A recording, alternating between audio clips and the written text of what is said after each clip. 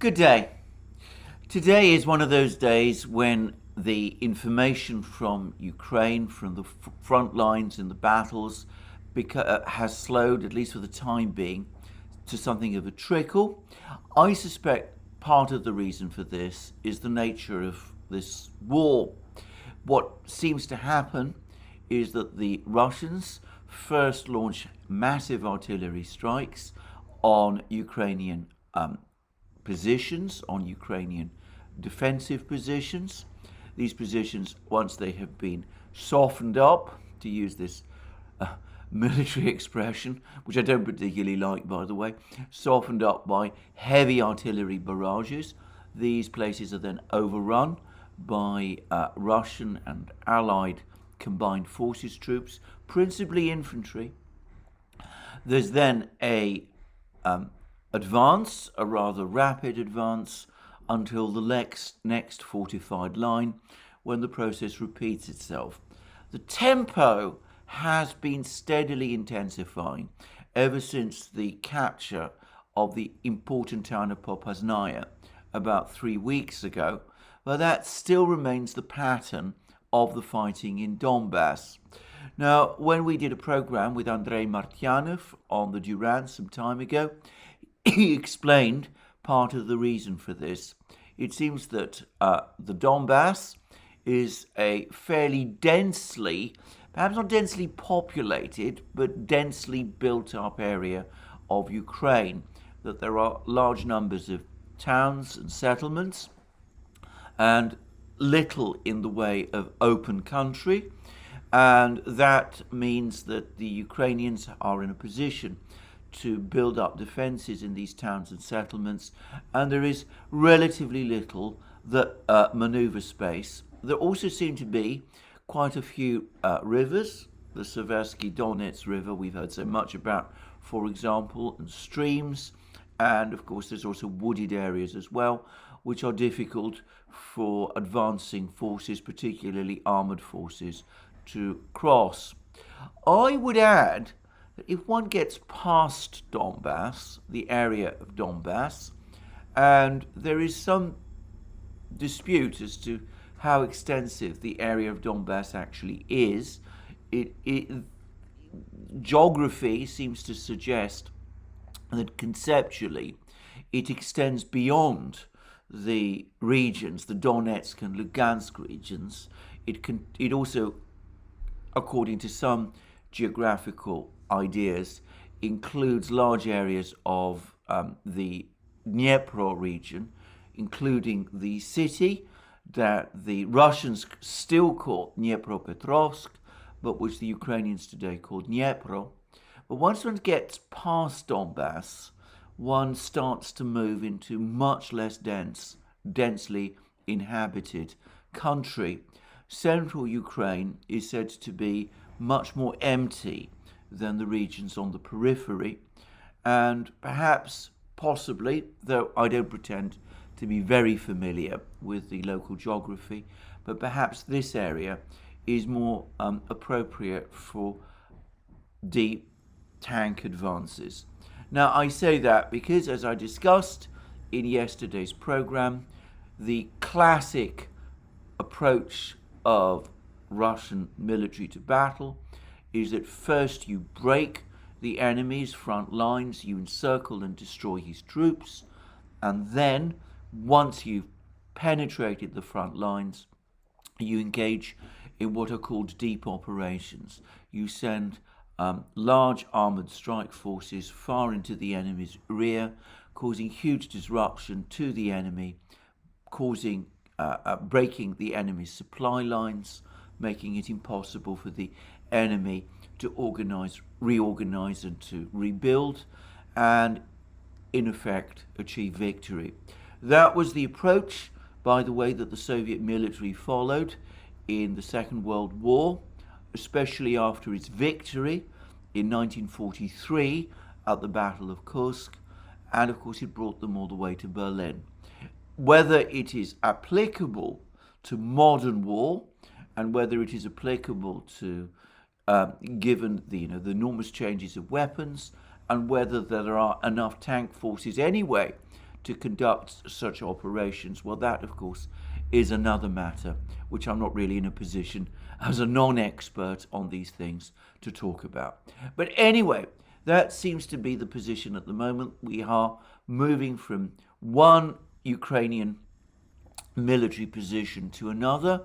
And in fact, the news that I got this morning, which is seems to be indisputable, is that most of the town of Liman, or perhaps all of the town of Liman, but I think it is probably more likely most of the town of Liman, is now under Russian control, and photographs have been released of the administrative building of Liman, that is to say the building of the local council, with the Russian flag, and, by the way, the Soviet victory flag, which seems to be widely used by the Russians and their allied forces as a symbol of victory. It was, of course, the red flag of victory during the Second World War, both flying over this particular building, showing that it has in fact been captured by the Russians.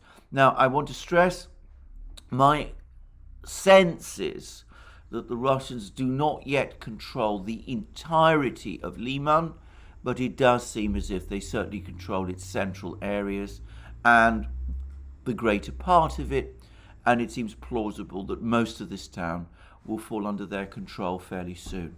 Now, this is important because Liman is a town which is relevant both to the fighting in the north, in Severodonetsk, Lysychansk, where this cauldron around the troops, the Ukrainian troops there, is now emerging, it's crystallizing, but it is also an important stopping point on the way to Slavyansk, Slavyansk being the northern city or town that makes up the Slavyansk-Kramatorsk conurbation, which is the last major concentration of Ukrainian troops in Donbass once the Lysychansk, Severodonetsk conurbation is cleared.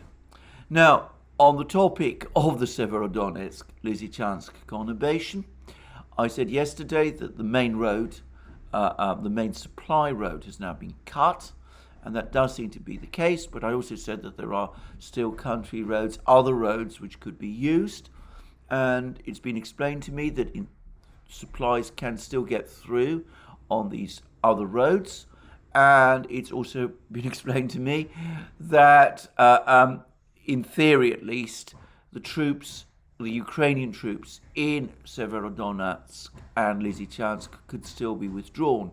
The troops in Severodonetsk, said to number around 2,000, could be withdrawn to Lysychansk, which, as it is on higher ground, is arguably more defendable. But there is no evidence at the moment that anything like that is actually taking place. On the contrary, we still seem to see this pattern from Ukraine of stand and fight orders, which, as I've said on many occasions in these programs, appears to be both callous, at least to me, both callous and illogical. But it's the way Ukraine, or at least the political leadership in Ukraine, seems intent on fighting this war. And I have to say that it is starting to cause increasing disquiet within Ukraine itself. Now, I've spoken previously in earlier videos about rumors of dissension in Kiev between the Ukrainian military leadership, which does want more operational flexibility, which does want to allow troops to withdraw from undefendable positions, which apparently has repeatedly advised the political leadership to withdraw from undefendable places like Severodonetsk and Lysychansk. That advice, however, has been consistently overruled by the political leadership. But I've also said that there's now a whole slew of videos, of programs, of statements from Ukrainian military units, bitterly complaining about how they've been treated as cannon fodder, in some cases complaining about how they've been deserted by their commanders, about how they've been sent into battle without sufficient preparation, how they don't receive artillery support or air support, how in some cases they've been sent into battle with machine guns against artillery and presumably tanks. And there's now a significant number of these videos which have appeared. I also spoke yesterday about a video which I had seen, or at least seen a part of, which suggested that one particular formation of the Donbass militia has also published a not entirely dissimilar video to the ones that the Ukrainians have been circulating, Ukrainian units have been circulating. Well, again, I'm going to take that partially back. I have received a flurry of reports from all sorts of directions from people who say that this particular video from this militia unit, this militia, Donetsk militia unit, is actually a fake, that it is a product of Ukraine's very sophisticated disinformation industry. I don't know actually that that is the case, but it's certainly true that Ukraine is very skilled, that the Ukrainians are very skilled at publishing this kind of misinformation. And for all I know, this video is another example. I just have to mention that. I want to stress, I don't know whether this is the case or not, but I received so many comments from so many people, including well-informed people, or people whom I believe are well-informed, that this is the case, that I'm going to partially withdraw my points about this particular video. And by the way, whilst I'm on this topic of Ukrainian disinformation, you will no doubt, all of you remember the events of about 10 days ago about that Russian attempt to cross the Seversky Donetsk River and the drone footage that Ukraine released of all these blown up Russian tanks and infantry fighting vehicles. I first said that this was clearly a Russian defeat, and then I pulled back and I said that it did seem as if some of these vehicles were Ukrainian, and this Ukrainian footage might not have been completely reliable, or in fact at all reliable.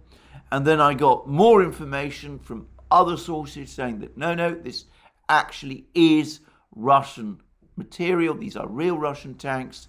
These are real Russian infantry vehicles. And clearly there was a significant Russian setback there. Well, since then, others have looked at these pictures even more closely. They've identified some of the destroyed tanks as T-64s. The Russian army doesn't use T-64s. It uses T-72s and T-90s and T-80s, but not T-74s. So it does seem as if even that drone footage was not fully reliable, and at least some of the tanks that were shown in that footage were indeed Ukrainian after all. Now, I only mention that not in order to revisit that particular story, which it seems to me now is well in the past. It's just to provide more warning that information that comes from either side in this war, but perhaps particularly from the Ukrainian side, because they have a more sophisticated operation of this kind, information that comes is not always reliable and must be treated with care. And this video that I saw yesterday of this alleged militia unit of the Donetsk People's Republic complaining about the way they've been misused by their commanders, it seems possible was simply a case of Ukraine creating a video like this, perhaps to counteract the effect of all those other genuine videos of Ukrainian units complaining about the way they have been treated. Anyway, on top of that, we are now getting increasingly concerned and alarmed comments from top Ukrainian officials. President Zelensky says that Ukraine is now outnumbered in terms of heavy material by a factor of 20 to 1. Foreign Minister Kuleba has complained that NATO has done absolutely nothing to help Ukraine, and he's contrasted the failure of NATO to do anything for Ukraine with the European Union, which he says has done a great deal for Ukraine. I would say, if Foreign Minister Kuleba thinks that, then why is he so keen? Why does he remain so keen to bring Ukraine into NATO? It seems an odd thing to say, it's a rather an odd thing to wish for, if you really believe that NATO is such a complete broken reed or paper tiger, as Kuleba himself says. And there have been other Ukrainian officials. Arestovich says that until this vast number of Western weapon systems arrive, which will change the course of the war by the end of August, that Ukraine will suffer many multiples of defeat. I read in the Daily Telegraph yesterday an article clearly sourced from Ukrainian sources that Ukrainian troops in Donbass are outnumbered by the Russians 7 to 1. Now, by the way, about that I do not believe at all. I think that it's possible that the Russians outnumber the Ukrainian forces in Donbass. I'm not even sure that that is actually the case. They're better organized. They are obviously much better supplied. I mean, whatever logistical problems the Russians allegedly had earlier in the war, in and around Kiev, clearly don't apply in the fighting in Donbass. They obviously have, as I said, far more material. They have total air superiority over Donbass. That is indisputable. But I don't know that the actual number of Russian and Allied troops on the ground significantly outnumber Ukrainians at all. Of course, if we're talking about Russian troops, they are contracted professionals, which may give them an advantage. They're presumably better trained. They're certainly better trained than some of these Ukrainian reservists that have been thrown into the battle. But as I said, in terms of absolute numbers, I'm far from convinced that the Russians actually do outnumber the Ukrainians to any great extent. And what reinforces this view is that another Ukrainian official, I forget which one, has come out and said that the Russians have assembled this terrifyingly powerful strike force around ETHEREUM, which is in fact the main concentration of Russian regular troops in this area of the northern Donbass. And that is true. And he's put the number of these troops at 20,000, these Russian troops at 20,000, which is, I think, highly plausible. And he says that this force is the most powerful force essentially in Donbass. This Ukrainian official is saying that, and it is about to be activated and go on the attack. Well, that seems entirely likely to me, but consider that if one accepts that, then this Ukrainian official is putting the most powerful strike force that the Russians have, at least in northern Donbass. They're giving to it a figure of 20,000 men, which is not far off the 12 to 15 or perhaps 20,000 Ukrainian troops, who are increasingly becoming bottled up in the Severodonetsk-Lysychansk conurbation, and the perhaps similar or perhaps slightly greater number of Ukrainian troops who are concentrated in the Slavyansk-Kramatorsk conurbation. So it doesn't seem to me as if there's actually that much evidence that the Russians outnumber the Ukrainians in terms of personnel to any particular degree.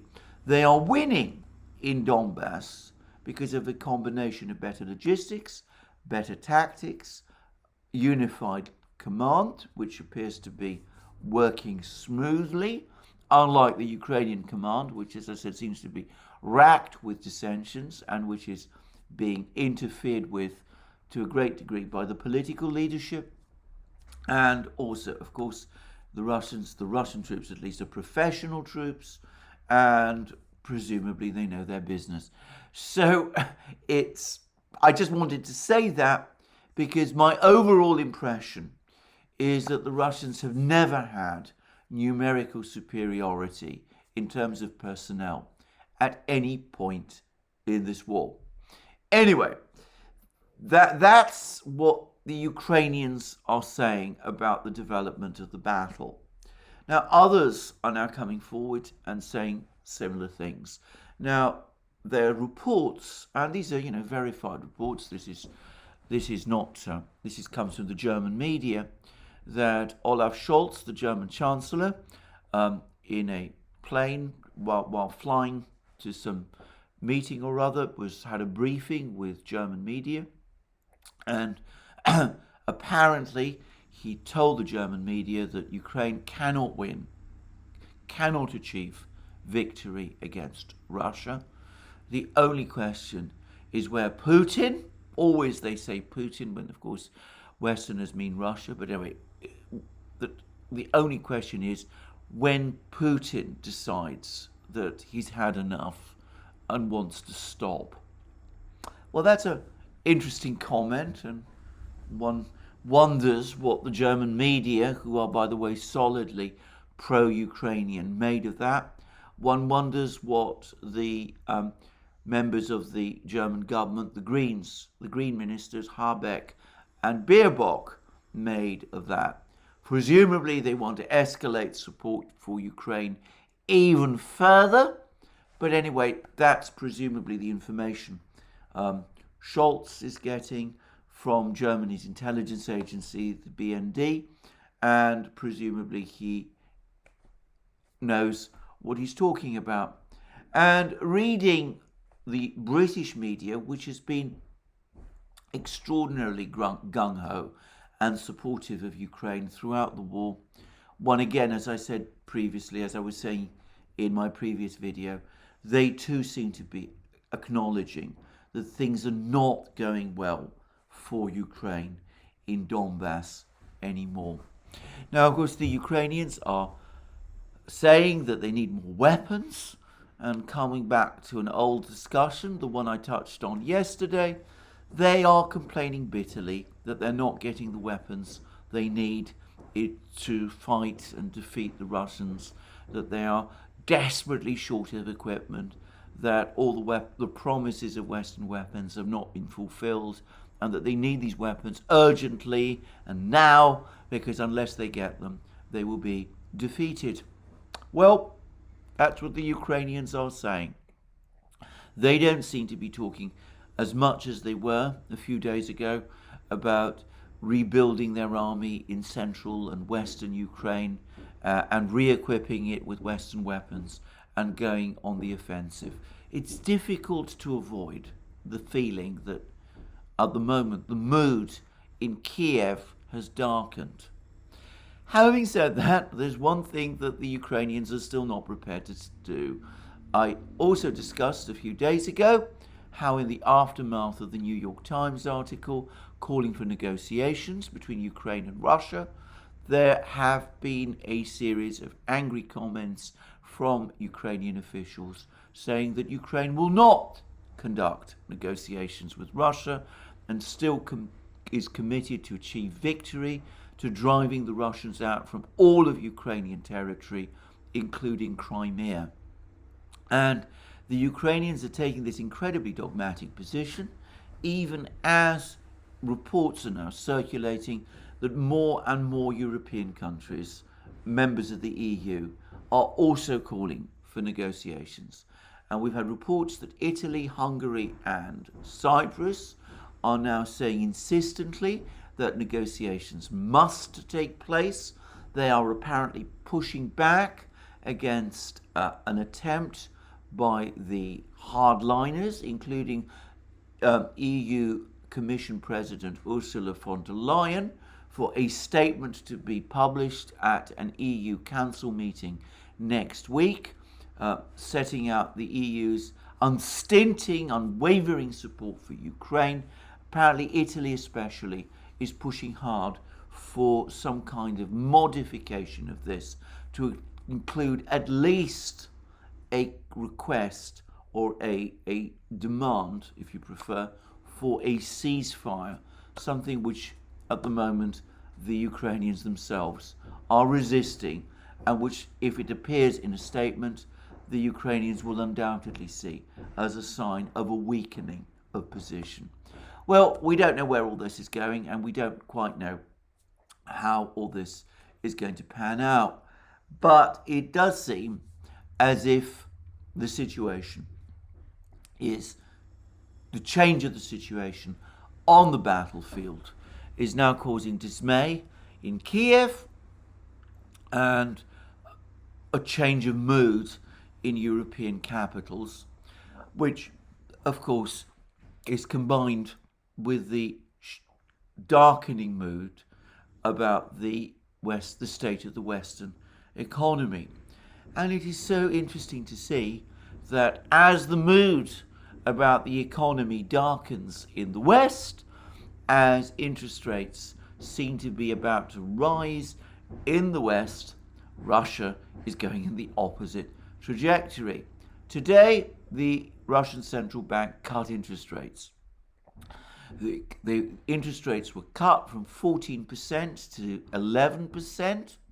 They went up to 20% in the immediate aftermath of the decision to impose the sanctions on the Russian central bank. So they're now at 11% at the start of the crisis, at the time when President Putin announced Russia's special operation in Ukraine. Interest rates in Russia were at 10%. So they are back essentially to where they were before the conflict began, before the sanctions war was launched. And we have had a further report. There's been a discussion. There was a discussion, one of those other many discussions about economic matters that have been held in Russia, in the Kremlin, with Putin chairing it. And over the course of it, Putin has said that it looks as if overall inflation in Russia might turn out significantly lower than expected. He's emphasized the fact that this is a tentative projection, but he said that instead of 18% or 20% or 22% inflation this year, as had been feared, the overall rate of inflation this year could be no higher than 15%. Now, given that the rise in prices in Russia up to now this year has been 11%, that demonstrates the fact that the actions that the Russian authorities have taken, and the central bank especially has taken, have not only brought inflation in Russia under control, but that we are actually now starting to see deflationary pressures start to appear. Food prices in particular seem to be heading downwards, and energy prices are doing the same. And it seems that the Russians have managed to cut deals with various countries to replace many of the goods, particularly the consumer goods, that used to be supplied from the European Union, but which are no longer being supplied anymore. There's been a deal of that nature apparently agreed with Turkey. And of course, Russian producers, as I said right at the beginning, have been able to turn things round very fast, much faster than people perhaps anticipated. So Russia seems to be seeing the output fall. That seems to be showing signs of bottoming out. Inflation is steadying. If we have had inflation up to now of 11%, and the expectation now is that inflation over the year as a whole will be just 15%, then that points to a fall, at least in some prices, over the course of the rest of the year. Meanwhile, Mr. Putin has bulging coffers. It's clear that tax revenues have held up, unemployment has actually fallen. He's got tax revenues, he's got income receipts from oil and gas sales, he's got more money to spend, and he's spending it by increasing pensions. A step which obviously compensates pensioners for the rise in prices, but which will, by the way, also buy him a certain amount of goodwill, but which will also presumably sustain demand, which of course the Russian economy needs. By the way, the fact that Putin, who is a very, very conservative economic manager, has been able to authorize this increase in pensions must show that he has been given assurances by the finance ministry and above all by the central bank that inflation in Russia is under control, that they can afford to cut interest rates and to raise pensions at the moment because the inflation situation is now improving to the degree that it is. So we have an extraordinary turnaround. We have Russia cutting interest rates at the time when interest rates are increasing in the West, Russian inflation falling at a time when the West is in an inflation crisis, Russian shops bulging with food at a time when there are signs of scarcity and supply issues in the West, baby formula problem in the United States being just one example, the shortages of rapeseed and all that and sunflower oil in places like Britain, things of that kind. And of course, we are seeing signs of recovery in Russia's real economy at the very moment when the West is going into recession. I have to say that even I, who have tended to be an optimist on Russian economic matters, I mean, I would say not an optimist, but I would have said a realist, but even I have been surprised at the speed of the Russian turnaround. I've always said that the West doesn't understand the Russian economy very well, has little grasp of its scale and diversity. Even I have to say that the speed at which things have been turning round there, while obviously it's a tribute to the immense competence of Russia's economic managers, nonetheless, it is a sign that even I apparently underestimated the scale and resilience that Russia's economy has. Well, there we are. That's, it seems, where we are. We are seeing now clear signs that the situation in Donbass is moving towards a conclusion, and this now seems to have been understood in Western capitals. We see signs of growing dismay and alarm, and perhaps not quite panic yet, but the first indicators maybe of panic in Ukraine. And we also see that there is a darkening economic picture in the West at the very moment when the economic picture in Russia is brightening. I don't think many people expected us at this point in February to be at this point where we are today, and I wonder what the overall effect will be. We shall see whether the wise counsels of people like Henry Kissinger, I find myself gasping when I talk about wise counsels from the like of Henry Kissinger, but never mind, whether the wise counsels of people like Henry Kissinger are heeded. Anyway, that's enough from me today. I look forward to you joining me again soon in future programs on this channel. Remember that you can watch us on other platforms, Rumble and Locals. And of course, if you're watching this video on Rumble, if you go to the top of the video, you will see a red maroon button there.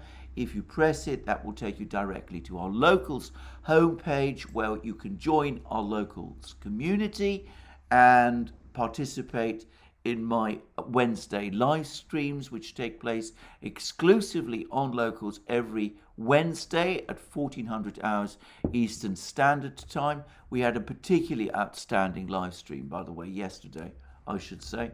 And you can also see the exclusive content that we publish there and which members of our community publish there. And you can also find us on other platforms, the new free speech platform SuperU, the new other platforms like ODYSEE. We're also on Telegram, and you can also support us if you want to support our work via Patreon and Subscribestar, links under this video. And of course, don't forget to go to our shop where you'll find all sorts of great things. As I've said many times, we made a point when we set up the shop to make sure that the quality of the merchandise that we sell there is exceptionally high. Last but not least, if you've liked this video, please remember to press the like button, and please also check your subscription to this channel. Thank you for joining me again today.